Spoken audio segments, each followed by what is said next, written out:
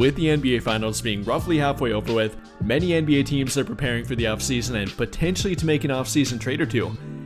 I mean, we've already heard about guys like Giannis Antetokounmpo, Kevin Durant, Bam Adebayo, and many more potentially hitting the trade market. But are they trade targets for a team like the Lakers?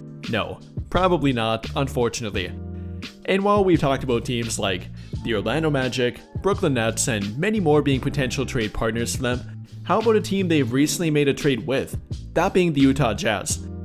Well, according to a new report from Sarah Todd of Deseret News, they might be. Not only for their team, but potentially for any team monitoring the trade market, as they could be pretty much having an open fire sale. Having guys like Lauri Markkanen, John Collins, Collin Sexton, Jordan Clarkson, and maybe even longtime Lakers trade target Walker Kessler available on the trade market. So we'll talk about that, what a trade could look like with their team, and how the Lakers might be able to benefit. And well, to begin, I think we gotta talk about and understand what the Utah Jazz want here or likely are looking for through a trade. I mean, I know we like to hop on the trade machine and make some wild NBA 2K kind of trades that only benefit the Lakers, but that's never gonna happen. So talking about what they want and what they're looking for through a trade, it's gotta be draft assets and young players.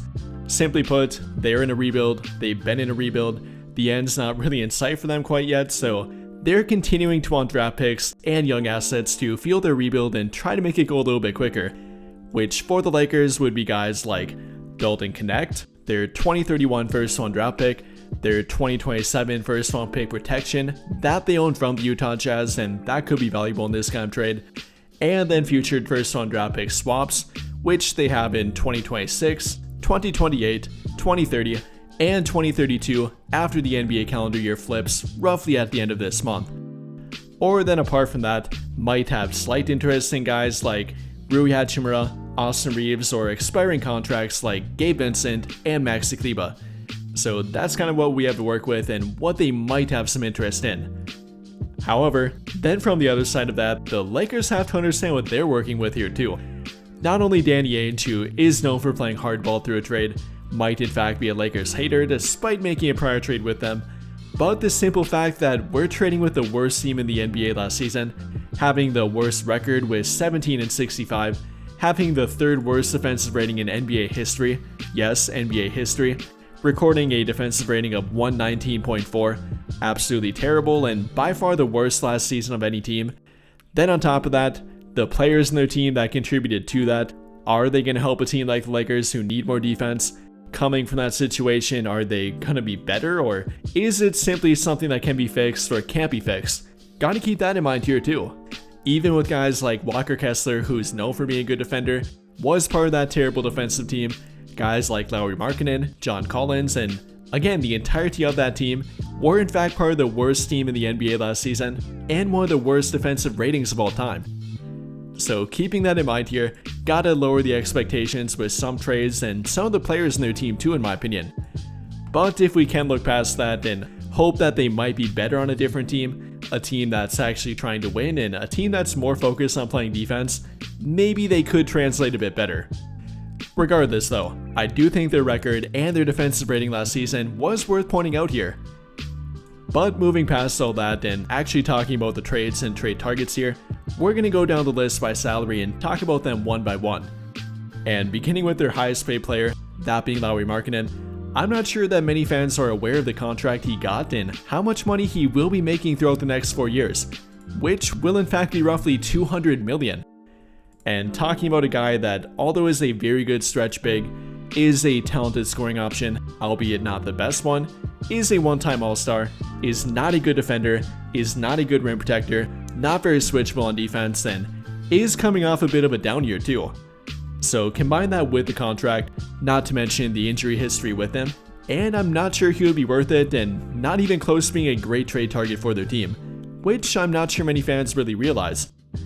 Again, definitely has some upside, definitely is pretty good on offense, but to even make a trade work for him financially, and just making the money work here, we'd be talking about trading Rui Hachimura, Austin Reeves, or Jared Vanderbilt, Gabe Vincent, and Maxi Kleber, just to make the money work here for Lauri Markkanen. And simply put, I am not doing that. I'm not trading all of their trade assets and tradable contracts for one guy that is a terrible contract in my opinion. maybe he could build his value back up and make it look not so terrible, but I don't think that'll ever be a good contract. And simply put, I'm not going to trade for it. I'm not giving up Rui Hachimura or Austin Reeves, which again would be required to trade one of them, for Lauri Markkanen. I mean, if he were a bit more durable, having never played over 70 games in any season of his NBA career, or a slightly better defender, then I might think about it if we're only talking about trading contracts and not draft assets, but that's not the case here. He's not a good defender, has a terrible contract, is fairly injury prone, and simply not worth the trade that it would take to get him. So moving on from Lauri Markkanen, who does happen to be a fairly popular trade target that I simply don't agree with, now talking about John Collins. Also a guy that has a fairly large salary for next season, being paid roughly $26.5 million if he opts into that player option, which is very likely in my opinion. This would be a better trade target, albeit not the best one in my opinion. To make a trade work for him, we would be talking about trading a combination of either Rui Hachimura with Gabe Vincent or Maxi Kleber, or a combination of Gabe Vincent, Maxi Kleber, and Dalton Knecht for John Collins, and I'm not sure I would go that route. With him being under an expiring contract and a pretty large salary for next season, I'm not sure I'd trade Rui Hachimura for him. I think he'd be a slight upgrade, but not a big enough one to warrant trading Rui Hachimura with additional assets, and then trading two of their expiring contracts with Vincent and Kleber, then with Dalton Knecht. Maybe I'd think about that, depending on if they'd ask for more draft compensation with it. I might go that route, but it isn't my favorite trade.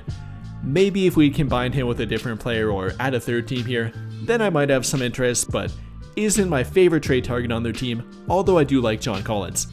Is a good floor spacing big or kind of a hybrid 4-5, even can play small forward in some very matchup dependent games, but is a pretty good 3-point shooter, can be a decent lob threat, is a great athlete, is an average defender, wouldn't call him a good defender, and again he did contribute to that terrible defensive rating. But I will admit he can do a lot of different things on the court and might be a decent replacement for Rui Hachimura if they would go that route. Moving on from John Collins though, then we're going to Collin Sexton, and also a guy that I'm not really a big fan of trading for. I mean, talking about the defense and their terrible defensive rating last season, he definitely did contribute to it. Having a bottom 20 defensive EPM rating last season, having a terrible defensive box plus minus rating, and simply never and probably never will be a good defender, I'm not sure that'd be a good guy to add to a backcourt that's not really known for its defense right now. And then on top of that, the salary and what it would take to get him does have a $19.1 million salary for next season, meaning we'd have to trade Rui Hachimura, or then likely both of Gabe Vincent and Maxi Kleber, or some other combination to make the money work here, and I don't think that'll be worth it. Likely having to throw in a draft pick with it, maybe not first round draft pick, but even a first round draft pick swap for Collin Sexton, I'm not a big fan of. Yes, he is a talented offensive player, is a good 3-point shooter, is very good at attacking the basket and pushing the ball in transition, but he's not a true point guard, definitely can't run your offense and actually be your floor general on the court, which they don't even need at this point, and don't need a small combo guard like himself. Combining with the poor defense, I'm not interested in a trade for Collin Sexton. Then moving on to Jordan Clarkson, and although I have plenty of love for a former Laker and a guy they drafted back in the terrible Laker years in 2014-2015, I'm also not really interested in Jordan Clarkson. Like Collin Sexton, is a talented offensive player, definitely can be a spark plug kind of guy and finish around the rim in a variety of ways. Also can kind of be a combo guard and do a little bit of playmaking, but is not a true point guard, and is also a pretty terrible defender. Both of them had bottom 25 defensive EPM ratings last season. Clarkson not being a good defender and really never known for his defense. I'm also not looking to trade for him. Then moving down to KJ Martin, a younger player on their team that I kind of forgot was even on their team, is definitely a uber athletic player, can throw down some monstrous dunks, but also not a great defender, nor a great 3-point shooter. Kind of a no 3 or no D kind of player, with some flashy athletic ability and kind of a tweener. Maybe could develop more, only is 24 years old, but also not a good direct trade target for their team.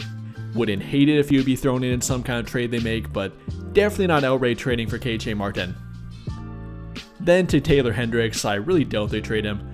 Only drafted him last summer and has a long way to develop, so I'm not going to talk about him too much. Also the same thing for Cody Williams. Had one of the worst rookie seasons in recent memory, and he definitely has a long way to go yet. So kind of moving past both of them. On to Walker Kessler, the main Laker trade target, the guy that many Laker fans want and have been talking about for over a year now, even probably close to 2. Many Laker fans want him, but it would be difficult to trade for him. I mean, cue the SpongeBob meme of how many times do we have to teach you this lesson, old man? The Lakers have repeatedly tried to trade for him according to reports, likely have offered the same trade package or varying levels of the same trade package, and the Utah Jazz have really never showed interest. So with that in mind here, I'm not sure why they would right now all of a sudden, why they would randomly take the trade package that the Lakers have likely already offered to them. Some combination of Dalton Connect, their 2031 first round draft pick, maybe removing the protection on the 2027 pick they already owe them, which they currently have protected 1 through 4, take that off of it and maybe that would offer some value. But again, they've likely offered that already. And if they hadn't, then they're probably not going to be willing to offer it. If they think that's too much, which you definitely can't argue. Again, Walker Kessler did man the 3rd worst NBA defense in NBA history last season. Although is very talented, isn't the perfect player by any means. Yes, obviously he's a good defender, despite being part of the 3rd worst NBA defense in NBA history. Is only 23 and likely is still getting better yet, but he does have shortcomings too. Number 1 being offense and simply being fairly limited on offense, apart from being a lob threat and dump off guy around the rim, which is kind of all they need for a center offensively, I guess. But he really isn't a good offensive player, doesn't have great touch, isn't a great finisher around the rim apart from dump offs and lobs, isn't a 3-point shooting floor spacer, doesn't really have a mid-range touch or really anything with his offensive bag that stands out. Then defensively, although yes is a very good rim protector, is somewhat switchable, isn't the most mobile big in the world, can be taken advantage of in some matchups, and although some kind of talk about him like a defensive player of the year candidate, I wouldn't quite put him at that level. I mean, don't get me wrong, very good rim protector, and with him only being 23, he might be able to get to that elite level eventually, but he's not quite there yet in my opinion. And if you ask me, the best part about his game is actually his rebounding, not his defense. He is actually an elite rebounder, averaging 12.2 rebounds per game last season, including a league-high 4.5 offensive rebounds per game. That's very impressive, and the Lakers definitely could use that. So that's actually what I like about him the most, not his defense. And going back to a trade for him, I would offer the same trade package that they likely already have, but I don't expect the Utah Jazz to take it. Offering them something like Dalton Connect, that 2031 first round draft pick, make it completely unprotected, I don't care, removing that 1 through 4 protection on their 2027 pick they already owe them, and simply offering that, but again, I don't think that's enough. They want something like 2 to 3 first round draft picks according to reports, a young asset with that, and the Lakers simply don't have that to offer, and I'm not sure I would even cave into that price if I had it too. Again, very talented player, but are you really willing to give up their best young trade asset, 2 to 3 first round draft picks with that trade asset even if they had it, for Walker Kessler? I mean, some people might, but I wouldn't quite pay that much for him, and I'm not sure any team ever will, as no team has traded for him. And well, I think the only way to make a trade work for Walker Kessler at this point would be to add additional players and like the additional teams to the trade to give the Utah Jazz what they want. Again, the Lakers have already offered the same trade package or likely some variation of it, and the Utah Jazz have not listened to it and have not really liked it. So maybe adding additional players and additional teams to it would give them what they want and might be able to make the trade happen. And well, I'm not going to do that. I'm not going to come up with some wacky 3, 4, 5 team trade that likely won't happen and something we can't predict. I mean, you can do that if you want to on your own, but I'm not going to waste my time with it. Could Walker Kessler be a trade target for them? Maybe. Likely not the same trade package they have already offered, but if they try to make it complicated and add more players and teams to it, then maybe. But overall here, would the Utah Jazz be a good team to trade with? I mean, kind of. If they're willing to trade Walker Kessler, if they're willing to trade John Collins for a good price, then maybe. But I don't really have interest in Lauri Markkanen, Collin Sexton, Jordan Clarkson, or anybody else in their team. And with that in mind here, what do you guys think?